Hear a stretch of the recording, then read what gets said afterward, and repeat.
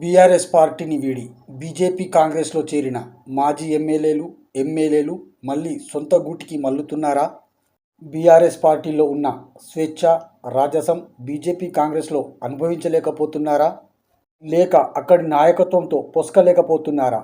తగిన గౌరవం దక్కడం లేదా? ఏది ఏమైతేనేమి కానీ మళ్ళీ బీఆర్ఎస్ వైపు చూస్తున్నారా అంటే ఆరూరి రమేష్ ఉదంతమే నిదర్శనంగా విశ్లేషకులు భావిస్తున్నారు. వరంగల్ జిల్లాలోని వర్ధన్నపేట మాజీ ఎమ్మెల్యే ఆరూరి రమేష్ గత 23 ఎన్నికలలో బీఆర్ఎస్ నుంచి పోటీ చేసి కాంగ్రెస్ అభ్యర్థి కేఆర్ నాగరాజు చేతిలో ఓటమి పాలయ్యారు. ఆ తర్వాత కొన్నేళ్లకే జరిగిన లోక్సభ ఎన్నికల్లో బీఆర్ఎస్ పార్టీని వీడి బీజేపీలో చేరారు. 24లో జరిగిన లోక్సభ ఎన్నికలలో వరంగల్ స్థానం నుంచి బీజేపీ తరఫున పోటీ చేసి ఓటమి పాలయ్యారు. అప్పటి నుండి బీజేపీలోనే కొనసాగుతున్న ఆయన తాజాగా ఈ ఏడాది జనవరి 26న బీజేపీకి రాజీనామా చేశారు. రమేష్ తన అనుయాయులు, అభిమానులు, కార్యకర్తలతో పాల్గొని మళ్ళీ బీఆర్ఎస్ పార్టీలో చేరారు.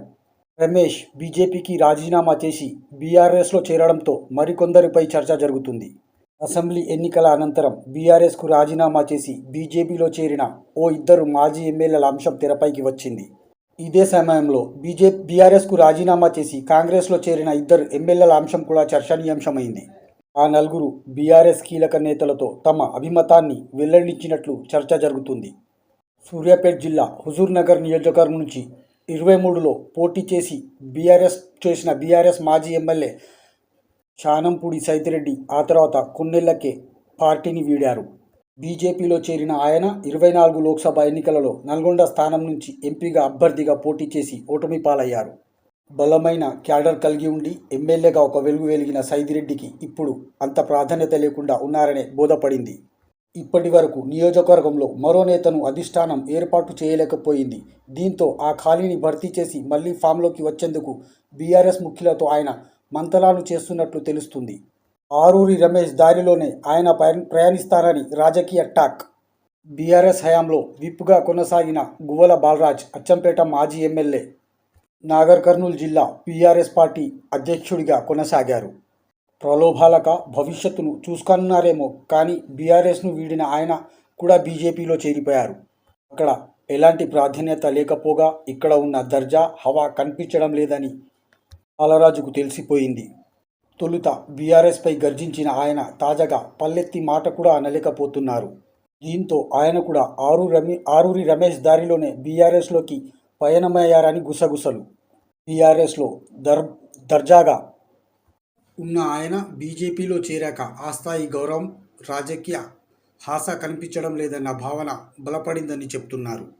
ఒకప్పుడు బీఆర్ఎస్పై తీవ్ర విమర్శలు చేసిన బాలరాజు ఇప్పుడు పల్లెత్తి మాట కూడా అల్లలేని పరిస్థితిలో ఉన్నారన్న వ్యాఖ్యలు కూడా దీంతో ఆయన కూడా బీఆర్ఎస్ వైపు ఘర్వాపసికి సిద్ధమవుతున్నారన్న గుసగుసలు కాంగ్రెస్లోకి వెళ్లిన ఎమ్మెల్యేల పరిస్థితి అయితే మరీ క్లిష్టంగా మారింది. పటంచెరువు ఎమ్మెల్యే గూడెం మహిపాల్ రెడ్డి, గద్వాల ఎమ్మెల్యే బండ్ల కృష్ణమోహన్ రెడ్డి బీఆర్ఎస్లో అనుభవించిన అధికార దర్జా కాంగ్రెస్కో లేక ఇబ్బంది ఎదుర్కొంటున్నారని సమాచారం. సొంత నియోజకవర్గాల్లోనే అసలు కాంగ్రెస్ నేతలే వీరికి అడ్డుకట్ట వేస్తూ బహిరంగంగా విమర్శలు చేస్తున్నారు. కొన్ని సందర్భాలలో ఉద్రిక్తతలు, దాడులు వరకు వెళ్లిన సంఘటనలు కూడా ఉన్నాయి.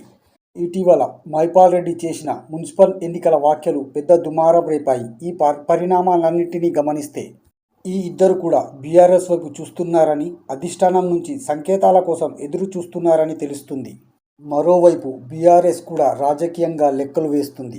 వచ్చే ఎన్నికల నాటికి బలం పెంచుకోవాలంటే దూరమైన నేతలను మళ్లీ దగ్గర చేసుకోవడం సరైన వ్యూహమని అభిప్రాయానికి వస్తున్నట్లు రాజకీయ వర్గాలు చెప్తున్నాయి. మొత్తానికి ఇప్పుడు తెలంగాణ రాజకీయాలలో వినిపిస్తున్న ప్రశ్న ఒక్కటే, బీఆర్ఎస్ నుంచి బయటికి వెళ్ళిన నేతలు ఘర్వాపసి నిజంగా మొదలైందా? ఈ ఘర్వాపసి వచ్చే ఎన్నికలలో రాజకీయ సమీకరణలను మారుస్తుందా? మీ అభిప్రాయాన్ని కామెంట్ బాక్స్లో తప్పక చెప్పండి. Bureau report A24 news, Hyderabad.